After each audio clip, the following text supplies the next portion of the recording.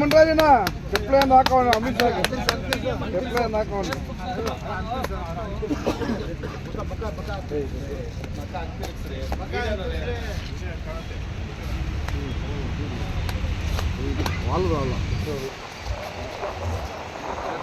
ಕರ್ನಾಟಕ ದಲಿತ ಸಂಘರ್ಷ ಸಮಿತಿ ಎಣ್ಣೂರು ಶ್ರೀನಿವಾಸನವರು ಮತ್ತು ನೀವು ಬಳಗ ಎಲ್ಲ ಸೇರಿ ಒಂದು ಫ್ರೀಡಮ್ ಪಾರ್ಕಲ್ಲಿ ಇಂಥ ದೊಡ್ಡದಾಗಿ ಬೃಹತ್ ಪ್ರತಿಭಟನೆ ಮಾಡಿದ್ದೀರಾ, ಅದ್ರ ಬಗ್ಗೆ ತಾವು ಹೇಳಿ ಸರ್. ಏನಿವತ್ತು ನಾವು ಇಲ್ಲಿ ಧರಣಿ ಮಾಡಿದ್ದೀವಿ, ಕಾರಣ ಒಬ್ಬ ಅಯೋಗ್ಯ ಅಂಬೇಡ್ಕರ್ ಬಗ್ಗೆ ಅವಹೇಳನೆಗೆ ಮಾತಾಡಿದ್ದಾನೆ. ಸಂವಿಧಾನದ ಆಶಯದಲ್ಲಿ ಅವನು ಮಂತ್ರಿಯಾಗಿ ಅವನು ಅಂಬೇಡ್ಕರ್ ಬಗ್ಗೆ ತುಚ್ಛ ಮಾತಾಡಿದ್ದಾನೆ.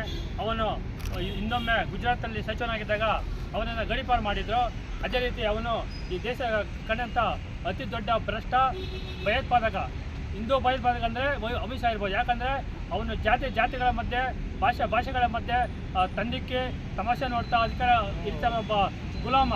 ಅವನು ನಮ್ಮ ದೇಶದಲ್ಲ, ಅವನು ನಮ್ಮ ದೇಶ DNA ಅಲ್ಲ, ಅವನು ಪಾರ್ಸಿ ದೇಶದಿಂದ ಬಂದಂಥ ಒಬ್ಬ ಅಮಿತ್ ಶಾ ನಮ್ಮ ದೇವರಾದಂಥ ಅಂಬೇಡ್ಕರ್ ಮಾತಾಡಿದ್ದಾನೆ. ಅವನಿಗೆ ನಾವು ಇವತ್ತು ಪ್ರಚಾರ ಮಾಡಿ ಅವನಿಗೆ ಚಪ್ಪಲಿ ಹೊಡೆಯುವ ಮುಖಾಂತರ ನಾವು ಖಂಡಿಸಿದ್ದೇವೆ. ಅವನನ್ನು ಈ ದೇಶದಿಂದ ಗಡೀಪಾರು ಮಾಡಬೇಕಂತ ನಾವು ಈ ಸಂಘಟನೆ ಮುಖಾಂತರ ಒತ್ತಾಯಿಸ್ತಾ ಇದ್ದೇವೆ.